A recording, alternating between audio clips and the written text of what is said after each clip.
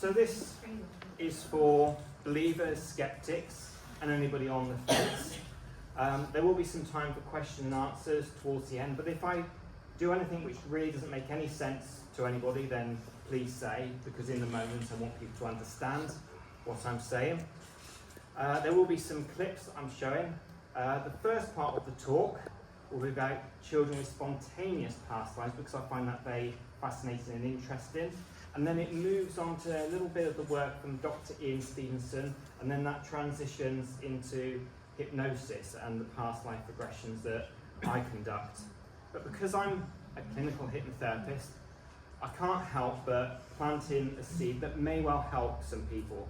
And I'm going to talk about a pike to begin with, and I can see some people may be thinking, why on earth am I talking about a pike right now? But by the very end, hopefully you will see why I'm talking about a pike. So in the 1970s, some scientists wanted to discover whether fish had a memory. So they got a pike and they put this pike into a tank of water. And into this tank, they introduced some minnows. Now, as you can imagine, the pike gobbled up the minnows. Gone. Then they had the pike in the tank of water, and they introduced some minnows again. But this time, what they decided to do was to have two halves of the tank. One half contained the pike only, and the other half contained the minnows. So there was a separation between the two halves. The pike went to eat the minnows and bashed itself against the glass.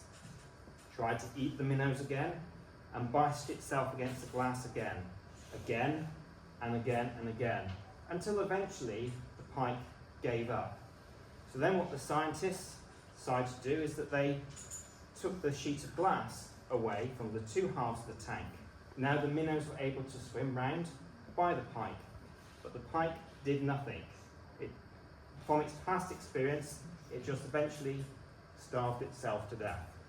So allow that just to work in your subconscious mind, and you understand the reason why I've said that afterwards. So I'm going to talk a little bit about children with spontaneous past lives.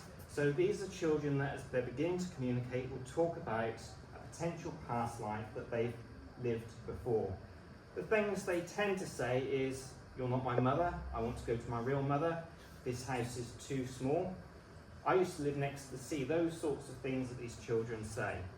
So this is from a story that I heard. It's Edward Ostrom. Now, I don't have a photograph for Edward, so the nearest thing I could find was to show that he was a very frightened child. It's from a childhood book I had, Paul Gets Lost. So he was a frightened child that was very fearful of bangs, loud noises, and he hated the dark and stormy nights. He would have problems with his throat, and he would often point to his throat, and he referred to this throat as "my shot." Now, his parents just assumed, because he was having problems, he might be using "my shot" because it really hurt him. But some investigation was done, and his dad was a doctor. When the examinations were done, they found out that little Edward had a cyst just below his tonsils.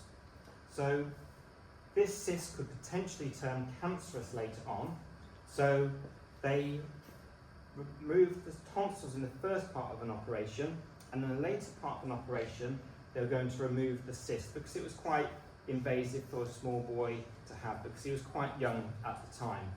Now, after the first part of the operation only, as he was coming round from the anaesthetic and his mother was next to him, he said this rather unusual story. He said, "My name was James, I'm 18 years old, I'm in France, I'm walking along through the trees, and then suddenly there was desolation. I heard a shot come from behind me, it went through someone else, it hit me square in the back of the neck, and I felt my throat fill with blood." Don't worry, that's AI generated. Barbro Carlin. Barbro had memories of being Anne Frank. Barbro was from Sweden. Now, a lot of people will say, because Barbara was born in 1954, a lot of people that are disbelieving in past lives and reincarnation, I won't put skeptical, because skeptical's fine, but people who are more naysayers, I would say, is the trouble is with past lives and the reincarnation story is that everyone is someone famous. The reason why the famous cases are so well known is because if somebody went to the newspaper and said, I used to be Mary Queen of Scots, the newspaper or the media would think, oh, that's interesting, we'll look into that. But if you said, in the 1920s I used to clean the toilets in London, that's not going to get the excitement going. So the experiences I've had through hypnosis and past lives is that there's very few very interesting ones. Most of them are just mundane.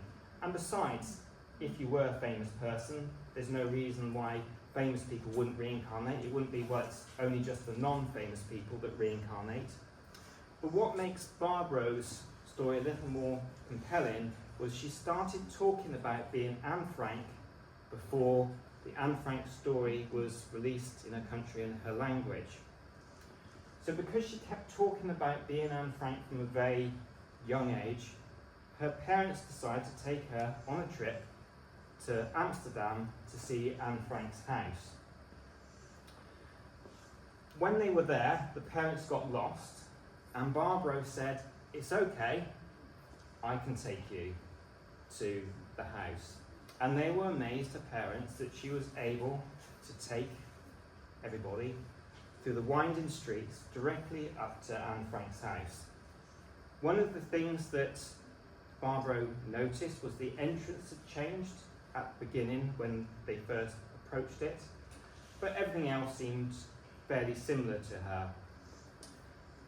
When Barbara went into Anne Frank's house, she said it was the most terrifying experience she's ever had in her entire life. And if you were the reincarnation of Anne Frank, hiding away with the anxiety, the fear of getting caught and found out, you can imagine going back into that house, how terrifying an experience that really would have been.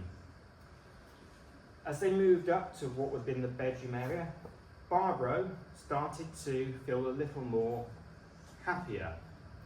And she looked at the wall and says, look, Mum, the pictures are still on the wall, because Anne Frank liked to put pictures on the wall, including a lot of the film stars and the celebrities of the day.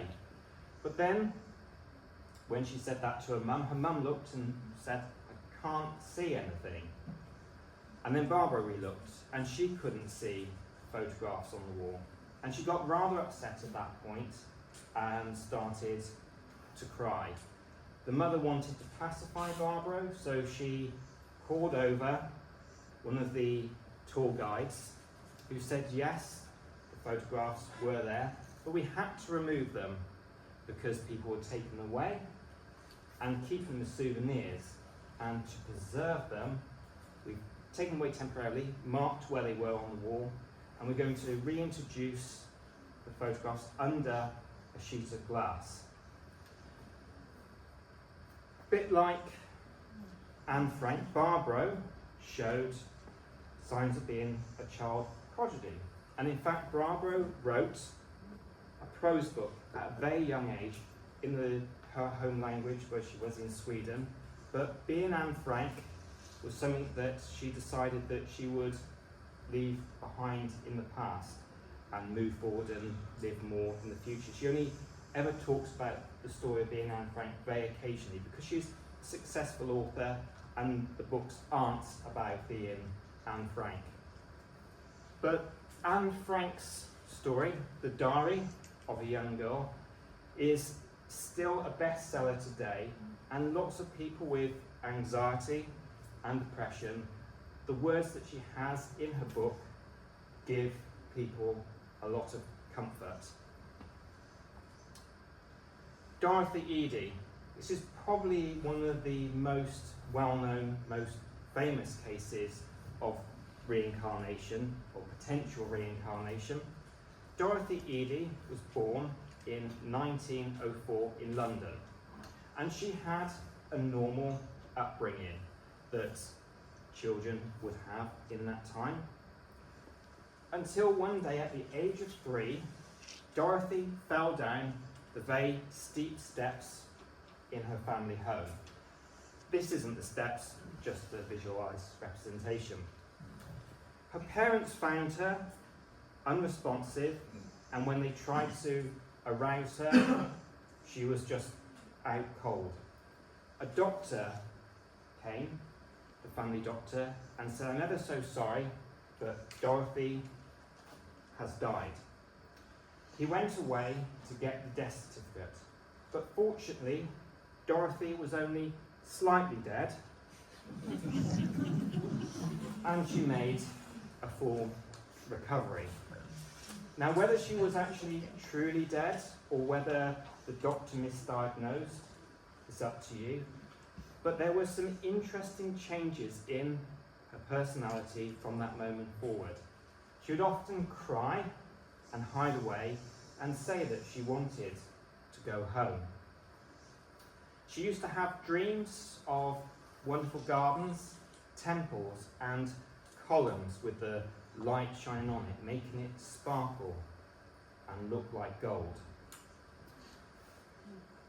These visions continued, and then one day the family decided to take Dorothy to the British Museum. She was finding the experience okay, and Dorothy was kind of semi-interested, as a lot of young children are, until the point she got to the ancient Egypt part in the British Museum. At that point, she became very excited, and she became engaged, and her eyes went wide, and she seemed very happy. And she went over to a glass cabinet which contained a photograph, again not the photograph in the glass cabinet, but of the temple of Seti I. And she pointed to it and said, "There is my home, but where are the trees? Where are the gardens?" From this moment, Dorothy became fascinated with everything about ancient Egypt. She studied, read, and absorbed everything like a sponge at a very young age. Moving forward a little bit in time, she took up art, and she also did acting. And in some of the plays that Dorothy acted in, these plays were about ancient Egypt. And it was always said when people watched her in these plays about ancient Egypt that she acted with such passion and belief. It was more like she was reliving than acting. So let's move forward a few years till she was a young lady. This is a generated photograph again, because I can't find who was her husband for a while, but she met a man called Emel Abdel Magwid. Now, Emel was over from Egypt studying. The two met, Dorothy and Miguel, and they fell in love. And when he had finished his studies, he moved back to Egypt, and Dorothy went along with him. Over there, they got married, and they had a child. Now, because Dorothy had a fascination with Seti I, she named her son Seti, and even renamed herself Seti, meaning mother of Seti. As the child grew up, and the child got older, Dorothy helped archaeologists out in ancient Egypt, and she was an expert at looking at the hieroglyphs and able to decipher them, even though she had very little formal training. Most of what she knew was just purely from the books that she read. And it was at this point, when she was helping out the archaeologists, that the visions became stronger, and she got more of a sense who she might have been in a past life. She said her name was Bentreshit, and she was a virgin in the house of Seti I.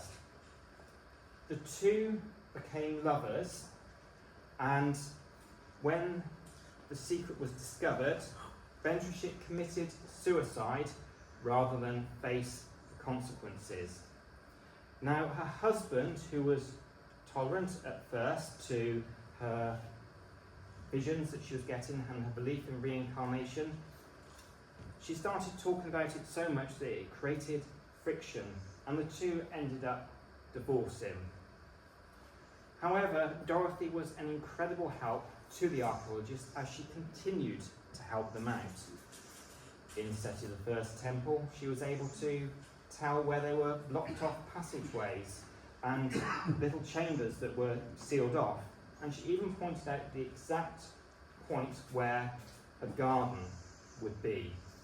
And when the archaeologists dug, they found out that there was a garden in this very spot. Now it's important, I think, because I promised that this talk would be for the believers, the skeptics, and those on the fence. Some skeptics have said that because at a young age she really absorbed everything, that maybe this went into her subconscious and she was taking more educated guesses. A lot of the skeptics do believe that Dorothy believed what she was saying, but they're skeptical that she actually had a past life. Whether you believe in the past life that Dorothy had or not, her help with the archaeologists in ancient Egypt finding items that were unknown to the archaeologists at the time. And it is important to say that she didn't get everything right, but she did get an awful lot right, and the help was so tremendous that they were so grateful to what she was able to give to them that they kept her with the team so that she could constantly keep helping. Dorothy ended up passing away in 1981, a few months after I was born, and people would come from all over the world to see Dorothy, hear her stories, know a little bit more about ancient Egypt, and to know a little bit about her story and what she experienced as well. So I promised that I would do my hypnosis, and I'm going to explain a little bit about what happens in hypnosis with past lives. So where we are now, or where I hope we are, is beta, normal waking consciousness. At the base, at the very end, is delta, and I hope we're not there because people are asleep right now if you're in that state. Between alpha and theta is the realms of where you get hypnosis. There's other terms that people use, somnambulism, but this is one that a lot of people go to. So when the person goes into hypnosis, which is often a state between awake and sleep, but there are other forms of hypnosis. You see people that are dancing and they're definitely in a trance and they're not near sleep at that point. And it's important to remember that probably most of us drive here, but people that are driving, if you go on a route regularly over and over again, you're in a state of hypnosis. So the majority of people on the roads are in a state of hypnosis. Other signs that may be shown is when people are watching a film and they've got popcorn and they're reaching into the popcorn and lifting their arm up to their mouth, and then something very interesting happens within the film, and I see it all the time in the cinema, and people are just holding the popcorn next to them for a good 5 minutes sometimes, and then when the interesting part of the film was finished, then the hand goes to the mouth and the person starts to eat again. In that space, when the hand is close to the mouth, that's what's called catalepsy, where the muscles in the arm are evenly balanced, and it's thought to be found in deep trance. So why does hypnosis reveal past lives? There is a few theories, and I'm going to talk about Carl H. Pribram, who did some experiments with people. He would place electrodes on certain parts of the brain, and one of the volunteers that had electrode placed on their brain, I'm not entirely sure where it was, might have been at the temporal lobe, because that's where memories are often stored, but anyway, when the area was stimulated, the lady who was on the table at the time, and she was conscious, started reporting about a memory she had as a child that she had long forgotten.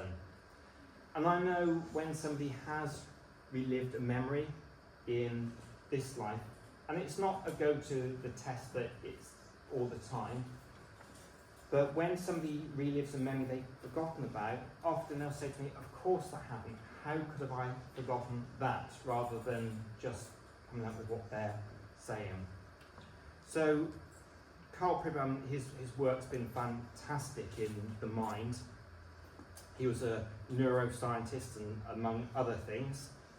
But it's important to realise that all hypnosis is self-hypnosis. Even the very fast instant inductions, which I will do occasionally, not very often, even then the person is inducing the hypnosis themselves. So it's not mind control, and this is not what you see. I hope the sound's going to be loud enough for people. This is not what you will see in hypnosis. Relax. Keep your eyes fixed on this light. Keep them fixed. Before receiving the first degree of the sevenfold ray, your mind must be white and blank.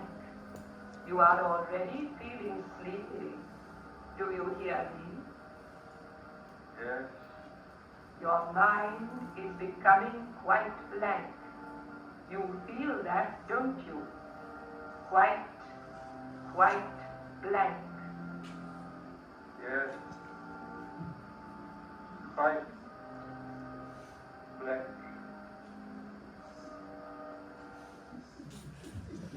That's from the 1930s version of The Man Who Knew Too Much. It's a great film.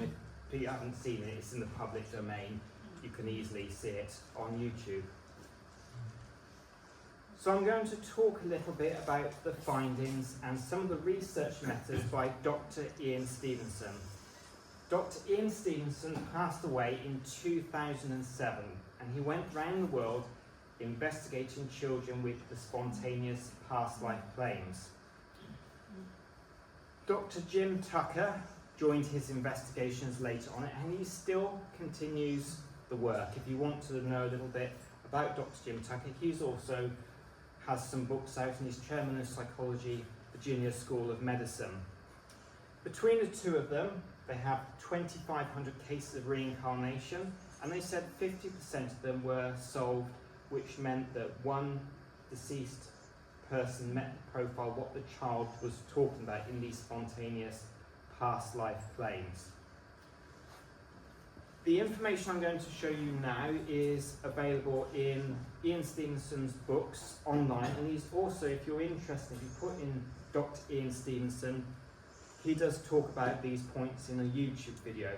And the reason why I'm putting them out here is because from what I'm going to show you and what you've seen with the stories so far, I found this so important. It's absolutely key to understand what could potentially be going on. So first of all, I'm going to look into Ian Stevenson's non-paranormal, non-reincarnation interpretations, and then his possible paranormal interpretations. Now, I do a much longer talk on this, so I'm going to run through it quicker than a longer talk that I do, but I like to talk about this in most of my presentations, because if this is the first time people are coming to what could be going on with reincarnation stories, either hypnotically or with the children with spontaneous past lives, I find it good to have this grounding. So, could it be fraud? Dr. Ian Stevenson found very little cases of fraud, and I share his findings. Most of the people that come to see me don't want the information to go any further, and as a hypnotist, I must respect my clients' wishes. So they're not willing to even show their closest friends or their families. Sometimes they're even nervous at watching it back themselves. So to come to see me, to give a really good, compelling past life regression and pay me, and for it to go no further, to me makes no sense. Could it be fantasy? This is a possibility. Maybe people are just fantasizing in hypnosis. Maybe the children that Dr. Ian Stevenson saw Maybe they were just fantasizing. I would say as well that another potential would be a metaphor, because we dream at night, and these are metaphors. So maybe under hypnosis, it's helping people get from a stuck state to a desired state, you're coming up with a metaphor, because past life regressions, whether somebody's come for healing or whether they've come for interest, it can be very healing in getting them moving forward. And sometimes as well, not only just phobias, confidence, but pain management as well. Cryptonesia, this is a really interesting one. This is source amnesia. I find it very important, and I have seen it on various YouTube videos, where somebody would say to the person going into hypnosis, whatever you experience here, you've not read in a book, you'd have not seen on TV, you've not been told about at school, you'd have not read about in a newspaper, you'd have not seen in a film. If I tell people not to think of a dog right now, anything but a dog, just don't think of its ears and its waggling tail, you're going to be thinking of the dog. So I find it important that I don't say anything like this when I'm putting somebody into the hypnotic trance. The only suggestion I give is going back into a past life. But even with that, potentially people could be reliving from all the bits of information that they've read about before, and perhaps they're just compiling it into a story. There have been many cases where there's been music created, and it's very similar to what an artist has released before. Stories which are incredibly similar. In this case, I believe that the person isn't deliberately doing plagiarism, but what they're doing is it's in the subconscious. They've forgotten about it consciously, but when they're going through the creative process and probably going into a state of hypnosis, then they've remembered work they've heard before, but in fact they're thinking that it's brand new and they're coming up with something original. So cryptonesia is a possibility. Paranesia, this is crediting more evidence to what is being said than is actually there. So Ian Stevenson would only make sure he could get to a child very early on in the case development. He wanted to make sure that the child wasn't talking about it, the parents were talking about it, the information was going back to the child, they were picking up what the parents were saying, so the truth was being watered down. Even though Ian Stevenson got to it early on, there's still a slight potential of this happening. And I make sure when I record my clients that when I do that they get a copy of it, and I make sure it's got good sound when they're doing the recording, because people can't help but fill in the gaps. It's just what we do anyway. There have been plenty of studies done where there's been a video shown of a potential crime scene. It's actors acting, but it's like a mocked crime scene. They've shown a video to a group of volunteers, and although people can't remember everything about it, there is a lot that is not what actually happened. I remember seeing one once, and somebody said, one of the robbers said, "I've got a gun," and when they played the video back, those words weren't in there. And I know paranesia does happen because I've had a couple of people for events that I've recorded, and I hear them talking about their past life regression experience, and because I've seen the recording back a couple of times, they're talking about it, and I think to myself, that didn't happen, they didn't say that. They're not deliberately making anything up, but the paranesia is kicking in. So that's why I find it, if you go for past life regressions with either myself or somebody else hypnotically, make sure you get a recording of what's being said. Genetic memory. This is an interesting one, and this could be a whole subject by itself. Perhaps what people are remembering is through the bloodline and through the genes. There's also been plenty of stories where people have had organ transplants, and when they've had organ transplants, their personality has changed. I know someone who has a very, and they are happy for me to talk about it, I know someone who has a very personal experience to this happening. My friend had an uncle who needed to have a liver transplant. Now my friend's uncle was someone who clothes were just to keep you warm. He wasn't bothered about how he looked whilst he was dressed in them.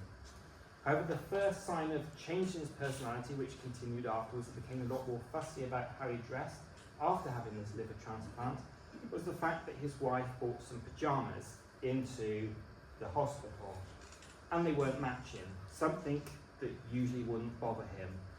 He saw the mismatched pyjamas and burst into tears. So some people may say it's the drugs, but his family think it might be more to do with the liver transplant. And you hear plenty of stories, it's full on YouTube, of people that have had organ transplants and taken up playing a musical instrument, say a violin, and found out the person they got the organ from used to be a concert violinist. So perhaps it's the bloodline. So I'm not saying it's the organ transplant, but perhaps as our families go down the bloodline, this is what people are picking up on. There is a slight problem to that in the fact that when it's hypnosis, I take people through to the death experience. So if that was like through the bloodline, that wouldn't have happened, because by the time the child was conceived, the person from the bloodline would still be living. But it is an interesting one. Perhaps it's a combination of this, and people are filling in the gaps, through pareinesia or something. Now I'm going to go back a little bit, because this is what I've added into my longer talk about these different points. And I know that people here, I think anyway, are interested in the UFO phenomena. And I have had a little bit of experience, this myself, through hypnosis. And there is a danger of leading a client. You guide a client, but you never lead them. And this has been wonderfully put in this book that Roy Hunter mostly wrote. He co-wrote it, mostly it's his work. He's got a series of books, The Art of Hypnosis, The Art of Hypnotherapy. If you are truly interested in learning more about hypnosis, and I've already spoken to somebody here that is studying hypnosis, this is an excellent, if you want to go down the regression route, it talks about past lives and also regression in this life. This is The Art of Regression Therapy. I highly recommend it. This is a book if you are very serious in hypnosis. Now Roy, the person who wrote it, lived when he was a child in America, right in the middle of nowhere basically, and he was stung by a scorpion. He was very young at the time. Because he was so far away from any help, his parents were given instructions by a doctor over the telephone. That night, after Roy's experience of having the scorpion sting, suddenly awoke to see a bright white light. And he felt himself rise up from the bed. He was in tremendous pain. He couldn't speak and he couldn't breathe. And in that moment he thought, I'm going to die. Terrified, he shouted out, I'm too young to die, to God, the universe, whoever is out there. And with those words, he suddenly felt himself fall back down onto the bed. He was able to breathe, and his sister, who was in the bed across the room from him, just said, you're having a nightmare. He related this story to someone who was interested in regression therapy. And this person that was interested in regression therapy was also deeply interested in the UFO phenomena. Roy, although he's an expert hypnotherapist, is also someone that is happy to have people do hypnosis on him, because he believes he doesn't have all the answers, and that's a great place to be, and he wants to learn from other people. So this person who was into the UFO phenomena put Roy into a deep trance and took Roy back to that night when he was stung by the scorpion. And he starts to rise from his bed. And the hypnotherapist says to him, now go through the light and let me know if there's a UFO there. It's important to realise when you go into hypnosis, you're in deep rapport. The client is in deep rapport with the person conducting the hypnosis. And sometimes somebody who's more suggestible can be led in this rather than guided. And sometimes it's also that the person in hypnosis wants to please the hypnotist because the person is in deep rapport. So Roy was in this rapport state and did see a UFO. And then the hypnotist said, now, do they take you aboard the craft? Which again is a leading question. And then she continued to lead by saying, do you see beings with big grey heads and black slanty eyes? So, I mean, Roy isn't a naysayer in the abduction experiences, but he always thinks it's important that you just ask people to go forward and what you're experiencing now and guide them rather than lead them. He did speak to this hypnotist afterwards and said the dangers of what you're doing, but she just said you're in denial because you have these repressed memories of an abduction experience. Now, Roy had another hypnotic experience with another hypnotherapist, and this time it was guiding rather than leading. And Roy went through to a more classic near-death experience where he met the angel of death. Now, even then, Roy said, I can't say 100% if that was true, but you're minimising down the chance of, false memory to come if you make sure you guide. It's also important to realise, before I turned it off, that the subconscious mind knows one word, it's very clever, but it knows yes. So if you feed it enough information, it will think yes to, which is why in my NLP and hypnotherapy, I always talk people to speak to themselves in a very positive way. If you're saying, I'm no good, your subconscious mind will think yes to that. So I promised that I would speak a little bit about some of my experiences with the UFO phenomenon. Only one, and I'm not going to talk about it in detail because the people that have experienced these, it's very private to them. Only one I've had has gone kind of through to an abduction experience, but it was my early days, I didn't get much information from it. But other people I've had, they've had close encounters, remembered more about the experience, but apart from that first one, no one's actually gone through into the spacecraft. But there has been missing gaps. One person claimed to be much closer to the UFO than they thought, the flying saucer. And other people as well have kind of managed to sort of say more details about what they've seen and little bits of time that they have forgotten, but they haven't actually gone through to the full abduction experience. Again, I'm very open to the abduction experiences, but I make sure that when somebody goes through the hypnosis experience, I just say to them, now move forward and just let me know what you're seeing, experiencing now, and never ever give any direct suggestions. So we're now going to go through to Ian Stevenson's possible paranormal interpretations. We've done enough of the sceptical stuff so far, and Ian Stevenson was very open-minded. It's also important to realise that he spent a lot of time and care in looking at the children with spontaneous past lives. He wasn't interested in the hypnotic regression. In fact, he was actually a little bit sceptical about it. But I still find his findings can match up very well. So, could it be that the person in hypnosis is just having some ESP, extrasensory perception? And maybe the child is doing that. When somebody's in a deep hypnotic trance, maybe they're tapping into more of a psychic field that they weren't able to tap into beforehand. Possession.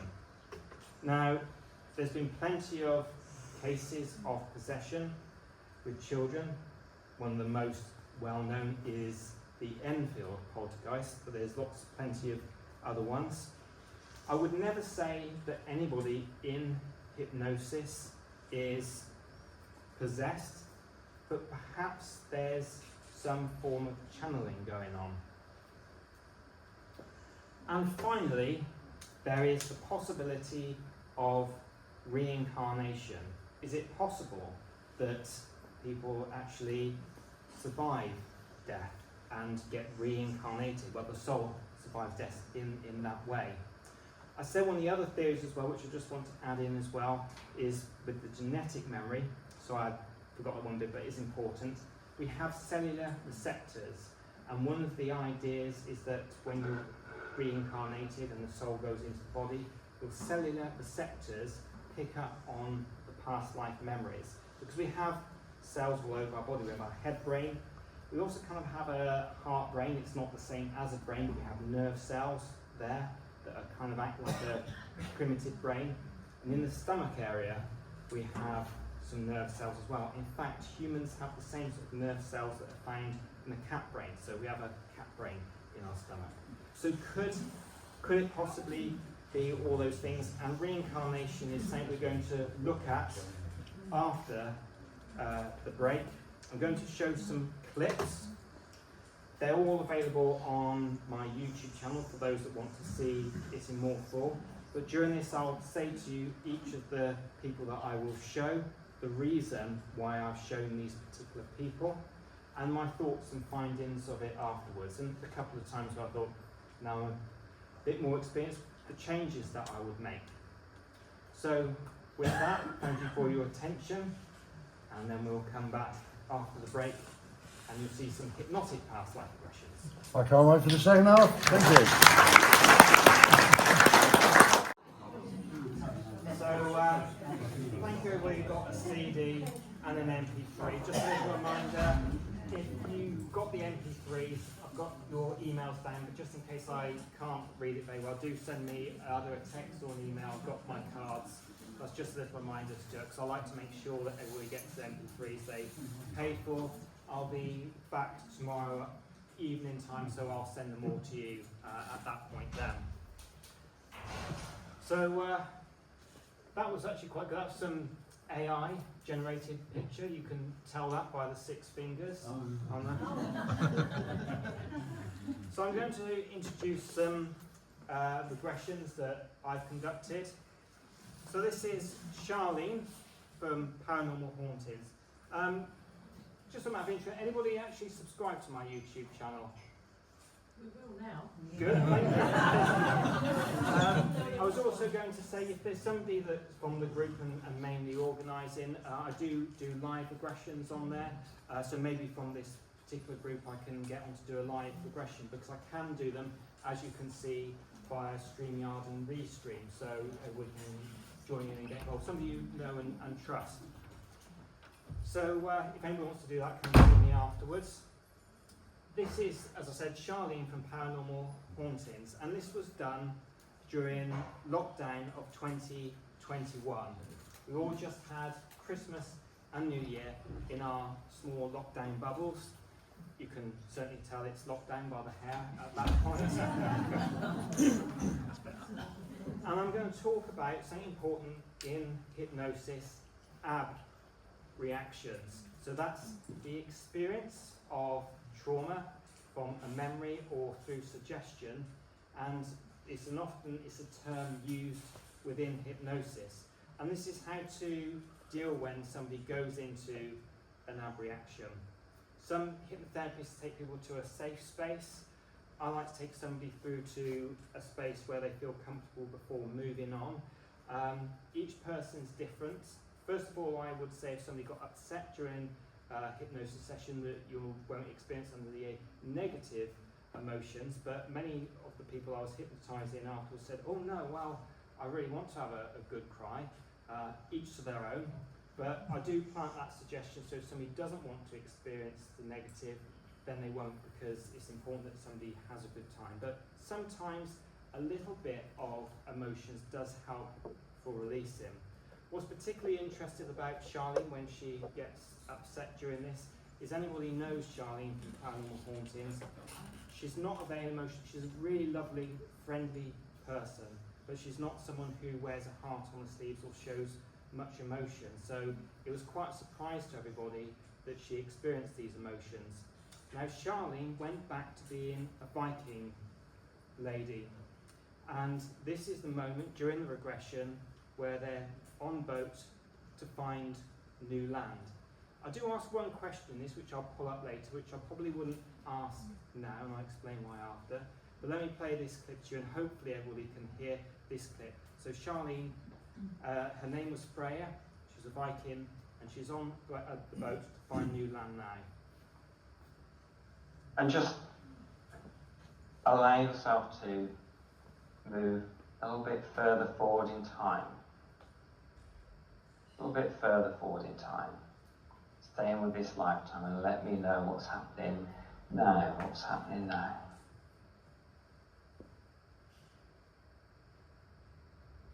When we're on the boat,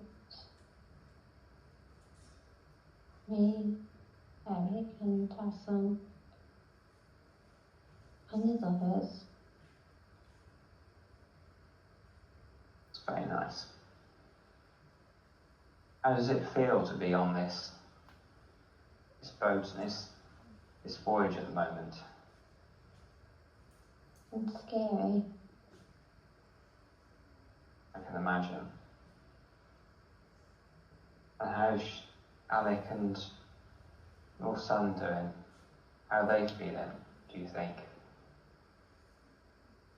Great. My son takes after my partner. Very nice. Allow yourself to move 1 year further forward ahead from where you are now. 1 year further forward ahead. And tell me where you are, what you see.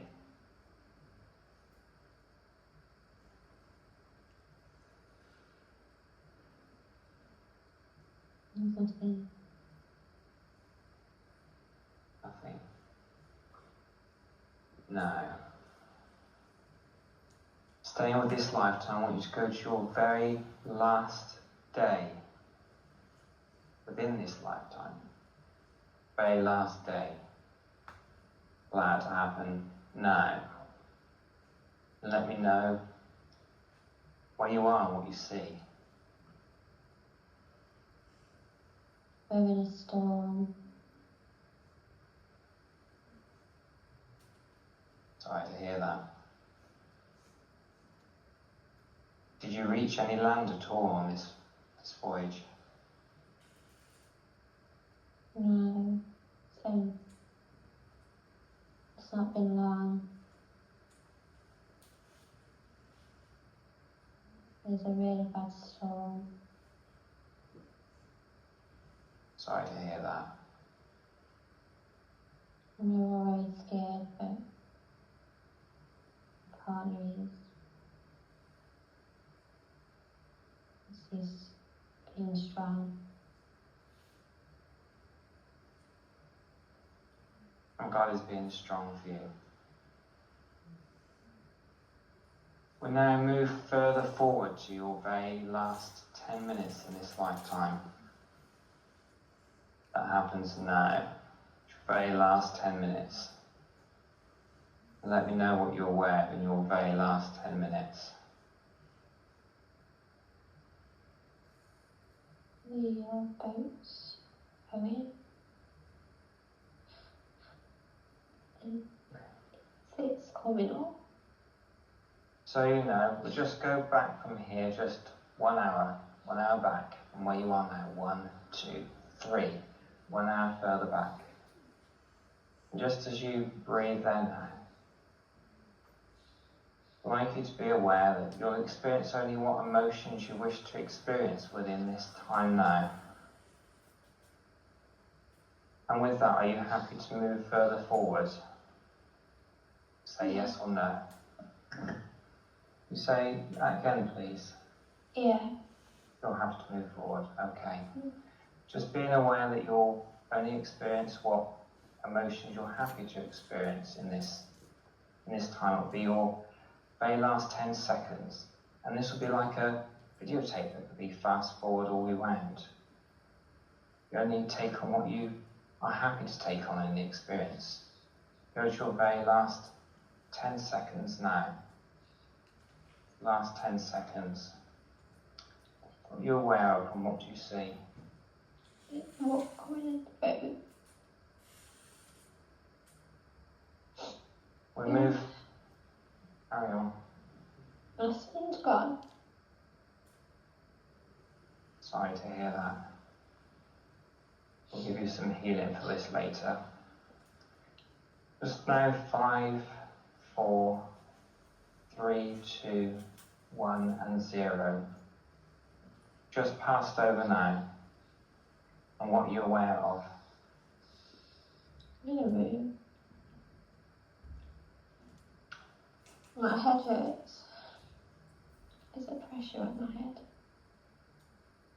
Do you know why you feel that pressure?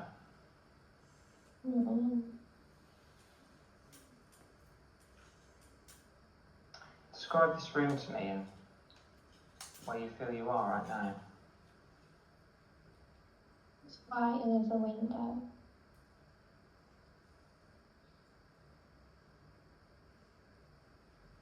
So Charlene got very upset during that, but afterwards I want to let everybody know she was very happy to be involved with the past life regression experience.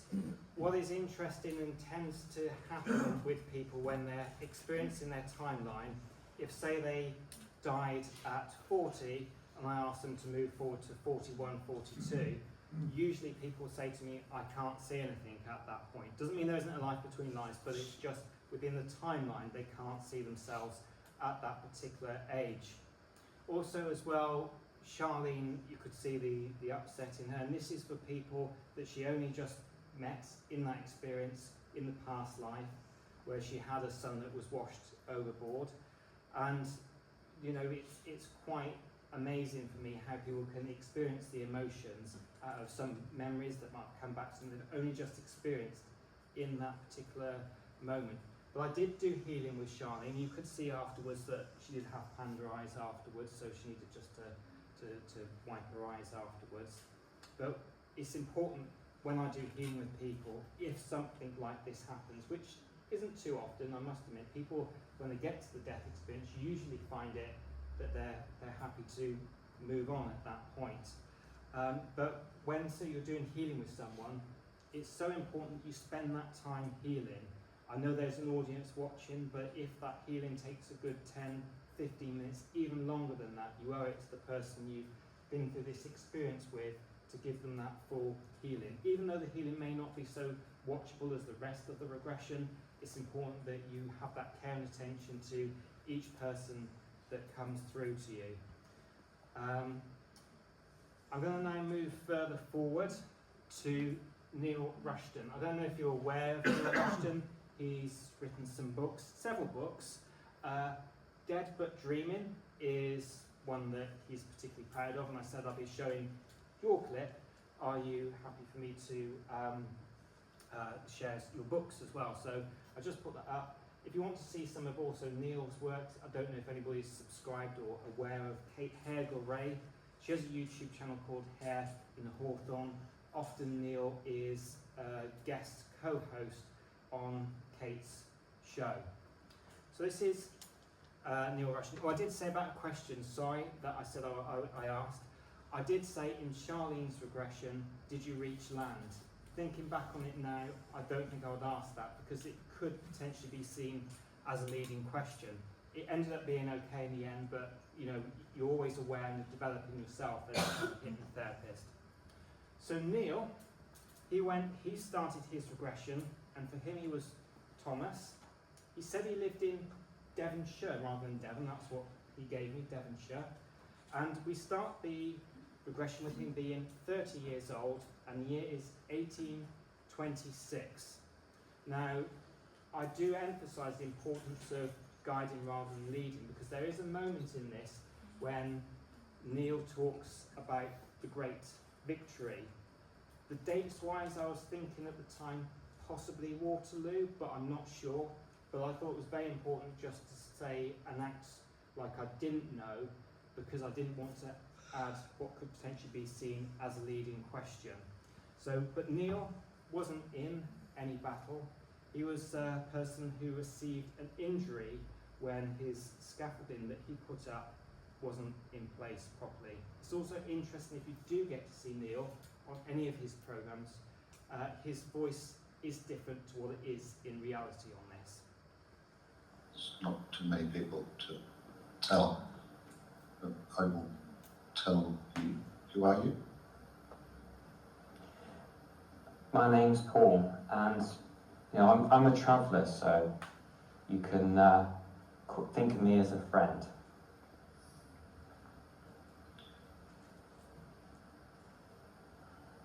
It was. My father was a tradesman, lime wash and stone, and I learned to lime wash. I was his apprentice, I guess. Yes, that's right. Yes. And so I learned to lime wash, and I would lime wash buildings, and then one day it was the year of the victory. Celebration year, but it wasn't a celebration year for me. My father died in this year, and my mother died that year too. And I fell from a scaffold. It was my fault. It was a bar on the scaffold. I hadn't put the bar on the scaffold properly. I fell.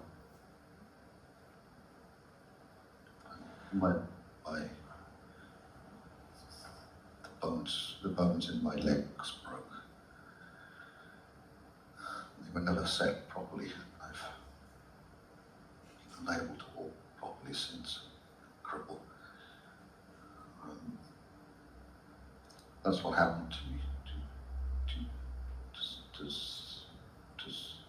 Does that seem? Does that make sense to you? It does, and I am very sorry to hear that. Are you happy for me to talk to you a bit longer, Thomas? Yes. Very good. Now, Thomas, I've been a stranger round here recently. Please tell me about this victory that you were talking about. Oh, the great victory. You must know. The victory. When Bonaparte was defeated, this was 1815. I cannot remember the time in the year. It was summer. Yes, it was summer. So I also want to say as well, anybody who did purchase the MP3s and CD, in that I don't go through to the death experience in case somebody saw Charlie and is a little bit fearful of listening to it now. I only do that when I've got the client next to me and I can give them the full care and attention of going through that process. But sometimes, with like what happened with Neil during that experience, a client can have sad things happen to them and very depressing things like the accident that he had. I always think it's important because it may well be a genuine past life and it may well be the re-experiencing of emotions. So I always find it incredibly important that in that situation, when you say that you're sorry to hear it, it's not just words, you really feel that you're sorry to hear what's been going on. I'm going to show you Kelly Duggins. This was a regression in my therapy room. Kelly Duggins, this one is currently being looked at because out of regressions that I've done, I've got a few more to show you later. This one was incredibly compelling. There is also Ian Baru. He has a YouTube channel, and I put a little bit of the talk when I was invited on a live podcast into this video, because what Kelly explains here does match up with Hastings, where she said that she grew up from. Now, Kelly started the regression.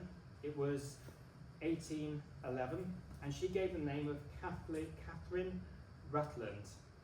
And Catherine Rutland was someone who, she wasn't the main person on the ship, but she would travel to explore new lands and different places and to see what other cultures were like. And she got into exploring through her father, who was an explorer, and also a book, Wonders of the West. Now, Kelly wasn't anybody particularly well known on board the ships going, but she went along because she wanted to learn more and was fascinated. The main person, leader of the exhibition, was somebody called Claude. If you watch the full regression, you see how much Kelly or Catherine really disliked Claude. But I found this a compelling one because it was one of those regressions where there was no pause. Any question that I asked came back very, very quickly, and particularly the area in Hastings where Kelly was mentioning she grew up from was quite interesting. I will speak a little bit more about this after I've shown the clip. Okay, good. Now, on the next count of 3, allow the town, the village, the area, the county where you're living to come to you. 1, 2, 3. Hastings. That's nice. And now, if you're happy to share and happy to tell me, what your street looks like where you live. Allow that to come to you when you're just outside where you live now. Tell me how that looks. It's very light brown. It's not a dark brown that I would associate with an urban area. It's light brown, and it's quite spacious. There are houses and they are in a row, but there's space as well. There's green.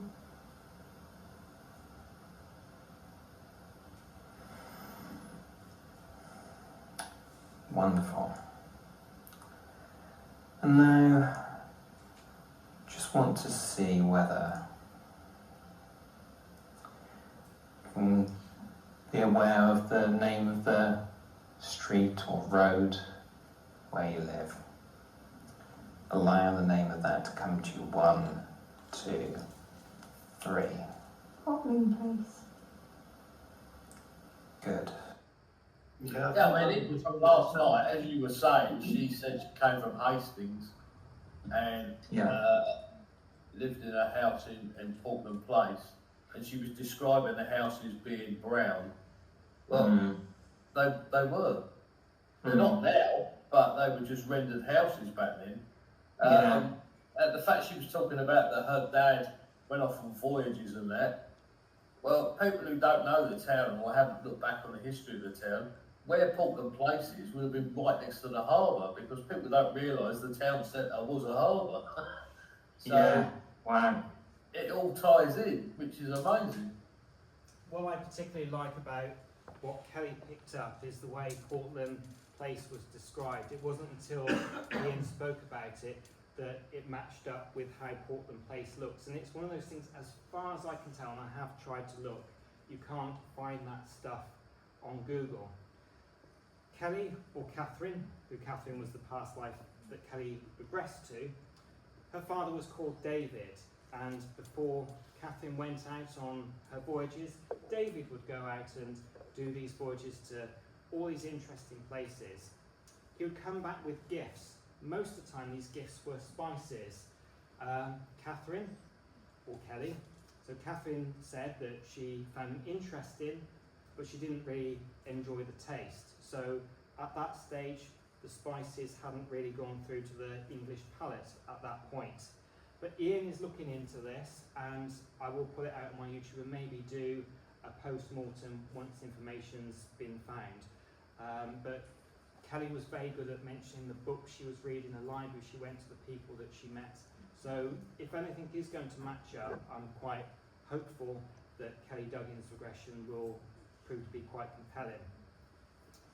Steve Mulligan, this regression that I did, originally on the Paradox Club with Steve Mulligan, went through to the papers. I sent a press release off to the North Wales Post initially. The reason being is because Steve Mulligan, I went through some of the other papers, had a very compelling past life. And it started off where, before I did the regression, I asked him, which I do with most people, have you ever been hypnotised or have you had a past life regression before? Steve hadn't been hypnotised or had a past life regression before, but the thing he only said is that when he was in Llandudno on family holidays, because he would often go to Llandudno on family holidays, his mum or his family would want to go to a certain area, and Steve would just say, that's okay, I can take you there, which kind of seems very similar to what Barbara did earlier on with her parents. And Steve's mum would always say, how do you know that? Steve is someone who has a small but very friendly Facebook group, as I said, the Paradox Club, with his girlfriend Sharon.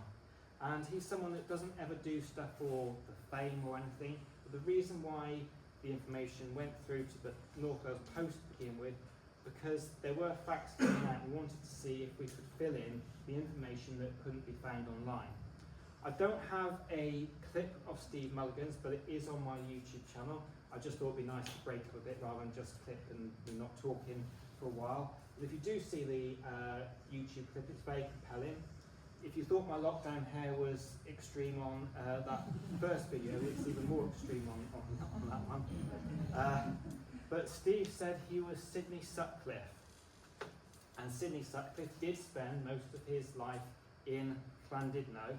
Sadly, Sidney was shot down in a plane. He was a flight lieutenant, and he was shot down in Cambrai over France. Now, if you do read the North Wales Post or the other papers that it got to, it is my fault. I did say flight lieutenant, and a lot of people were picking up on the fact that the flight lieutenant didn't come in until after the First World War. But looking back on the regression afterwards, because I just knew that it was called a flight lieutenant, I put that in the press release, Steve never actually mentions flight lieutenant, he just says that I'm a lieutenant. So that's quite interesting. Steve says that he lived as Sidney in the Nook. And we looked it up, that Sidney did live in the Nook of Llandudno. And he did visit the Nook later, which I will explain a little later about. But other things that he mentioned was his father, Arthur Sutcliffe, or Abraham, his stage name. Arthur Sutcliffe was an entertainer and also worked on railways, which was mentioned in Steve's regression. But what I would like to know about Steve's regression a little bit more, and that's why we initially put the post in, because it'd be nice to get family to match up the family life, which he was talking about, that cannot be found online. Now, as you can see, it's kind of like a clown outfit that Arthur is wearing, but Steve mentions about other items of clothing. Another one that Steve mentioned was a sailor suit. Yes, you can find that online. There's other ones where he said he was dressed and had like different hats on. That can't be found online. Information, as far as I know, that can't be found online is the fact that Arthur would sometimes be on stage with his wife, Ro, as Arthur used to refer to him as, and occasionally only the local, because Arthur did go up and down the country with his entertaining. Sidney used to be on stage as well, and they used to do like a little routine together. That information can't be found online. Other bits of information, there was a short time when Arthur grew a moustache, and that can't be found anywhere online. So those little bits of information would be compelling if it could be found out. Unfortunately, we didn't get anybody back talking about it, but I did say that Steve had an experience with going to Llandudno again and going to the Nook, because we found out Sidney did live in the house called the Nook. Now, when Sharon and his girlfriend were travelling there, and they did put little clips out of their travels on their Facebook group, the Paradox Club. Steve at one point says, "We've got to turn here to get to the house." Sharon said, "No, the sat-nav is taking us straight forward." And the sat-nav ended up taking them the long way round to the Nook.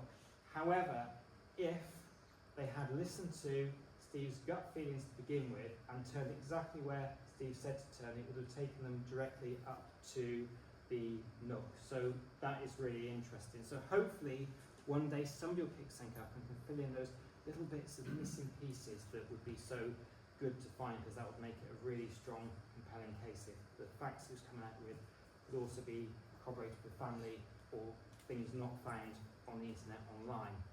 But I do know Steve and I trust him. He's a very honest person. I got to know him more after the regression. So if anybody puts in Steve Mulligan past life regression, you can read that account on the computer, on the internet. So Radical Cartoons. This is Stella of Radical Cartoons. She's an excellent cartoonist and artist. If you like your art, like satire art, or controversial art, then Stella is the lady for you. Stella actually came to me as a one-to-one past life regression just for herself, but she was really interested what she came up with, that she wanted it to, in the end, be put on my YouTube channel. We even did a little bit of a post-mortem chat about it afterwards. We joined Stella, this is in the 1300s. She gave the name Ethel, and she mentioned Utrecht as where she was, and she also mentions the cathedral, which didn't quite match up, but I will show you some information that matches up later. This is the point, and I'll speak more about it afterwards, this is the point when I'm asking Stella, when she goes to live with some nuns, because she was a lay person, but spent her time with nuns. This is at the moment when I ask her to look at herself in a reflection. She's looking at herself in a pane of glass at night time, and this is what she says, and her clothing also matches up historically as well. Okay, I've seen myself in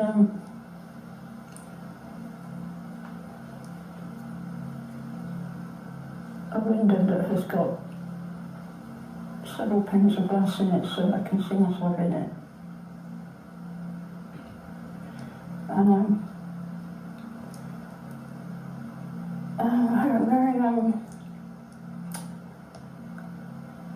I've got light brown hair, which is long, so I can see it coming here, but I'm wearing a sort of white bonnet. Just not an elaborate bonnet, just a round bonnet with, it's more like a cap than a bonnet. And the dress that I could see, it is like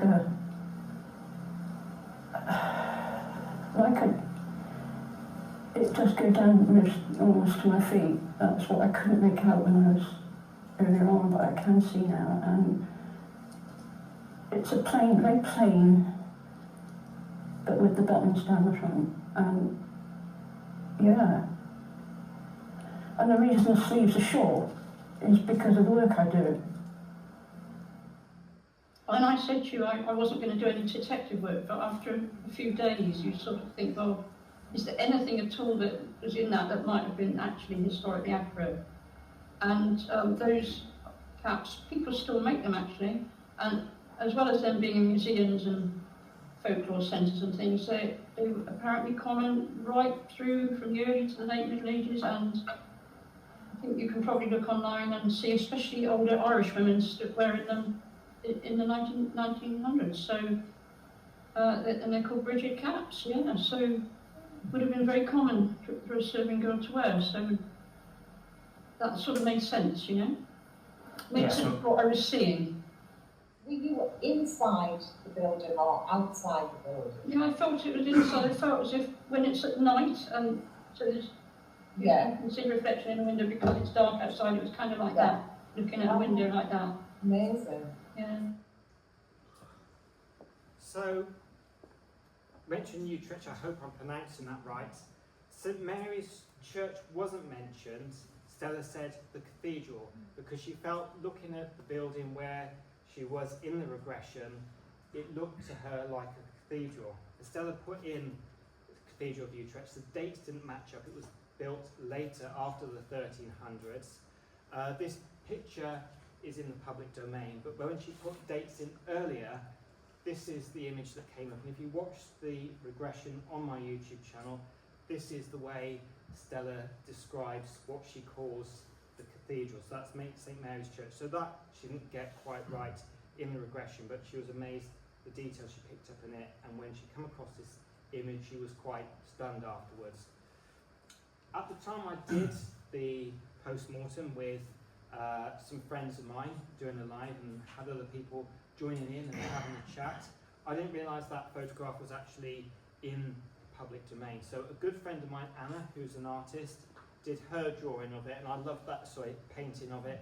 I love that painting so much, I just wanted to add it in right now. However, it's important to realise that Stella, although she had a very compelling one, she's a bit sceptical of past life. She's not disbelieved it entirely.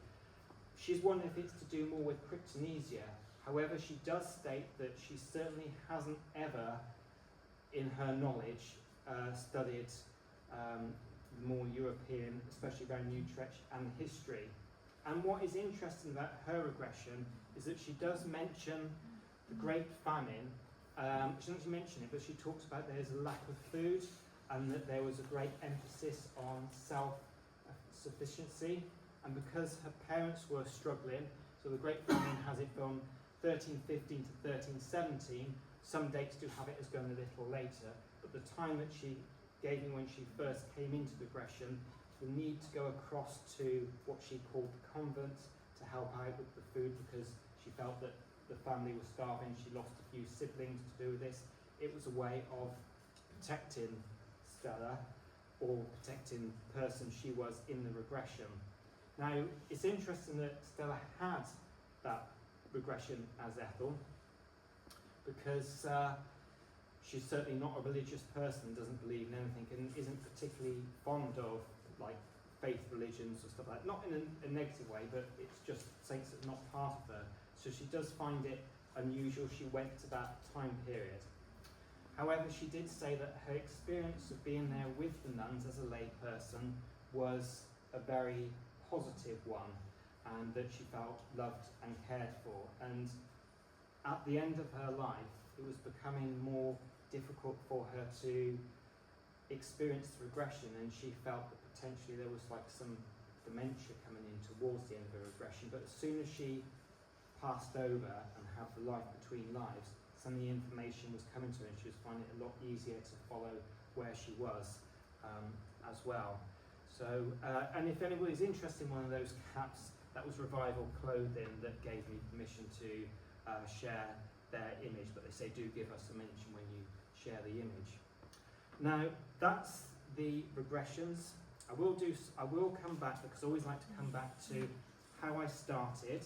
I'm not sure what the time is, but do we have time for about 3 questions? Do you have time for about 3? Yeah. Yep, okay. So anybody got any questions before I finish off? Yes, do ask. Yeah, you mentioned about healing. What's that entail from your part?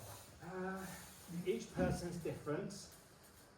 It's not I do this specifically for each person, but often I allow them to go to a safe space that the person has created themselves. And if they've had trauma, I refer it to like ice around the heart and that it's melting away. That's very helpful. And if they have any injuries, I allow them to see like doctors, say if they were shot, and sometimes that might cause pain and discomfort later on. If they were shot, allowing like psychic surgeons to remove the bullet.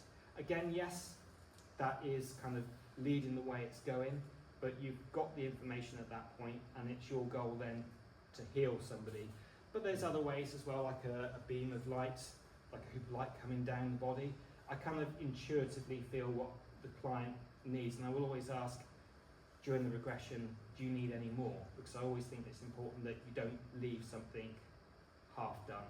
Yeah, thank you. Okay? Have you ever regressed anybody that may not have been from here? You know, like Dolores Cannon, sometimes she regressed people that might have lived on other star systems and things like that. Have you ever experienced that yourself with anyone? Yes, I have had a few of those. Most of them are this life. It's interesting as well because a lot of people as well aren't negative people. I will talk about the other lives as well. But I tend to find if somebody was an unpleasant person in a past life, they're usually people that go to that life very spiritually switched on, they've done a lot of work and are happy to go to that dark place to help with their healing. But I have had some, it's hard to tell because it's a different planet and we've got no proof if it's like that, but there's been certain things, giant ants sometimes being seen and those sorts of things, but I can't sort of speak specifically about it because they're clients that come privately. But yes, I've had them and they are interesting experiences. So none of them actually on my YouTube channel. They've been private ones that go there. But I think as well there's like a safety sort of valve, and people that are talking to me individual, they're not feeling they're being sort of judged. Potentially why people don't go to that is they go to a life in this lifetime because there's still that little part of them consciously think, if I go to this place, people think I'm, crazy. I'm totally open to it, and I think it's great experience those lives. But I think that's why on the lives they tend not to happen. Does that answer your question? Anybody else want to ask? Yes, go ahead. How far in history, ancient history, have you regressed somebody in very ancient history? How far back have you gone? Roman times sometimes, hunter-gatherers. I mean, so one of the questions people ask me, have I ever been regressed myself? And I went back to hunter-gatherer time, and my name was Rannoch. And what was interesting, I've done other regressions, but in this particular one, everything was slightly fuzzy. It was almost like I had poor eyesight in that lifetime, so that was quite interesting. But on that sort of subject, I've had people that have gone through to hunter-gatherer times, and they've spoken to me that it's a good kill, and the way they've picked up a stone and slain the animal and say it was a good clean kill, to come out afterwards saying I wasn't expecting that, I'm a vegetarian. So that happens, but they're totally in it during the time. So do you want to ask a quick one before I finish off, just quickly, or yeah, one more here. When you regress, do they overall tend to go back to what you might consider the previous life, or is there far more of them go way, way back? As you say, they go back thousands of years. So if it's for healing, I'll go to the life or the lives where that healing might be needed. So, and I have different inductions. Basically an induction and the way you take somebody to a past life, there's many ways of getting people there. The one I tend to go for, and you see most of the time on my YouTube channel, is a corridor, and there are doors leading off to either side, and each of those doors represents a past life. I like that one because it gives an idea of how many lives somebody may have had. Sometimes I see 7 to 8 doors, some people say I see doors just going right the way back, which is difficult to know how many it is. But I'll ask the person to go back to that life that is best for them, or what they feel they want to intuitively experience, at that point. So they go to that one. But it's quite interesting, the ones that go to it, because I've done sessions where I've had a demonstration with someone or done group progressions, and sometimes you get people go, I've had an absolute fascination with the Georgian era. I must have been a Georgian lady in a grand house. I must have been that. Then you do a regression and they were chimney sweep, so it's quite different. But then they might have been doing Georgian houses, so that could be one of the reasons as well. If anybody does have any further questions, do come to me afterwards. I'm more than happy to answer some. You can befriend me on Facebook or send me a message.